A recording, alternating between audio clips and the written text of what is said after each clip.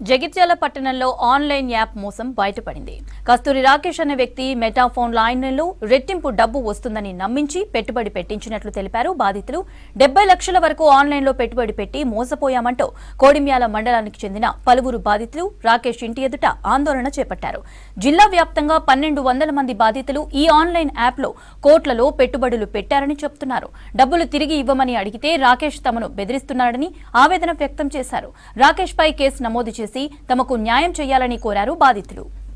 రాకేష్ అన్నట్టయినే ఇట్లా meta fund ఉన్నది, 1,00,000కు 2,000 ఇస్తాము రోజుకు అని చెప్పిండ్రు.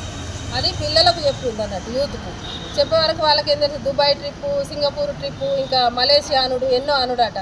అవన్నీ అంటే ఆ పిల్లలు కదా పాపం, వాళ్ళకేం తెలుసు. ఆ తెల్లదాకా కష్టపడి చేసుకున్నారు.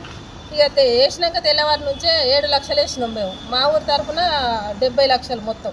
ఇక వాడు మాయ అయితే 7 లక్షలు. వేసినాక తెల్లారుస్తుంది ఇక బ్యాన్ అయింది మొత్తం. 1 రూపాయి లేదు, ఏది లేదు. అడిగితే రేపు మాపు అనుడు ఇట్లనే ప్రతి రోజులు ఇన్ని నెలలు అవుతుంది గడిపిండు. ఇక లాస్ట్ ఫైనల్ ఏమన్నా మరి ఇల్లు వెతికి వద్దామని ఇక్కడ దాకా వచ్చినాము. ఇక రాగానే వాడు ఎక్కడికో ఆనంద్ భవన్ అని చెప్తున్నాడు. అటు ఇటు 4 మాటలు తిప్పిండు. ఆడో గంట సేపు ఉన్నాం, ఇక్కడ ఇంటికాడ ఉన్నాం. వాళ్ళ భార్య నట పోలీసులకు 100కు డయల్ చేస్తే వాళ్ళు వచ్చి మమ్మల్ని పీతికి తీసుకొచ్చారు. మళ్ళీ ఇది స్టోరీ. మా పైసలు మాకు ఇప్పియాలి, తెలిసో తెలియక పెట్టినందుకు తప్పే మాది. జగిత్యాల జిల్లా మొత్తంలో 1200 మంది ఉన్నారు సార్.